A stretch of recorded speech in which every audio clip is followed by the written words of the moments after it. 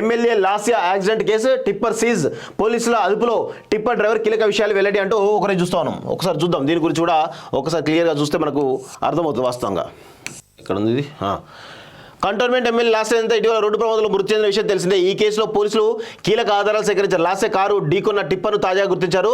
యాక్సిడెంట్లో జరిగిన 10 రోజుల తర్వాత టిప్పర్ను కర్ణాటకలో గుర్తించి సీజ్ చేశారు. పోలీసుల విచారణలో టిప్పర్ డ్రైవర్ కీలక విషయాలు వెల్లడించారు. అతివేగంతో వచ్చిన ఎమ్మెల్యే కారు టిప్పర్ను ఢీకొట్టి ఆ తర్వాత వేగంగా వెళ్లి రైలింగ్ ఢీకొందని వివరించాడంట.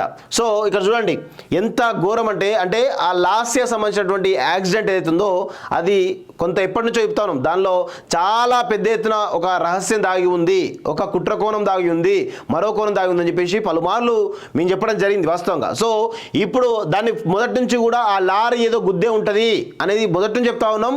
ఇప్పుడు అదే నిజమైంది వాస్తవంగా. ఇక చెప్పాలిగా మరి ఈమెది హత్యనా లేకపోతే ఆత్మహత్యనా, హత్యనా యాక్సిడెంటా, రెండిట్లో ఏదో ఒకటి తేలాలి.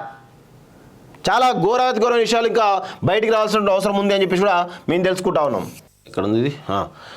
కంటోన్మెంట్ ఎమ్మెల్యే లాస్య ఇటీవల రోడ్డు ప్రమాదంలో మృతి చెందిన విషయం తెలిసిందే. ఈ కేసులో పోలీసులు కీలక ఆధారాలు సేకరించారు. లాస్య కారు ఢీకొన్న టిప్పర్ను తాజాగా గుర్తించారు.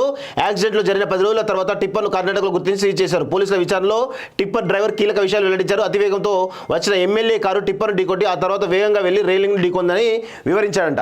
సో ఇక్కడ చూడండి ఎంత ఘోరం అంటే ఆ లాస్య సంబంధించినటువంటి యాక్సిడెంట్ ఏదైతుందో అది కొంత ఎప్పటి నుంచో చెప్తా ఉన్నాం. దానిలో చాలా పెద్ద ఎత్తున ఒక రహస్యం దాగి ఉంది, ఒక కుట్ర కోణం దాగి ఉంది, మరో కోణం దాగి ఉందని చెప్పేసి పలుమార్లు మేము చెప్పడం జరిగింది వాస్తవంగా. సో ఇప్పుడు దాన్ని మొదటి నుంచి కూడా ఆ లారీ ఏదో గుద్దే ఉంటుంది అనేది మొదటి నుంచి చెప్తా ఉన్నాం. ఇప్పుడు అదే నిజమైంది వాస్తవంగా. ఇక చెప్పాలిగా మరి ఈమెది హత్యనా లేకపోతే ఆత్మహత్యనా, హత్యనా యాక్సిడెంటా, రెండిట్లో ఏదో ఒకటి తేలాలి. చాలా ఘోరాతి ఘోర విషయాలు ఇంకా బయటికి రావాల్సిన అవసరం ఉంది అని చెప్పేసి కూడా మేము తెలుసుకుంటా ఉన్నాం.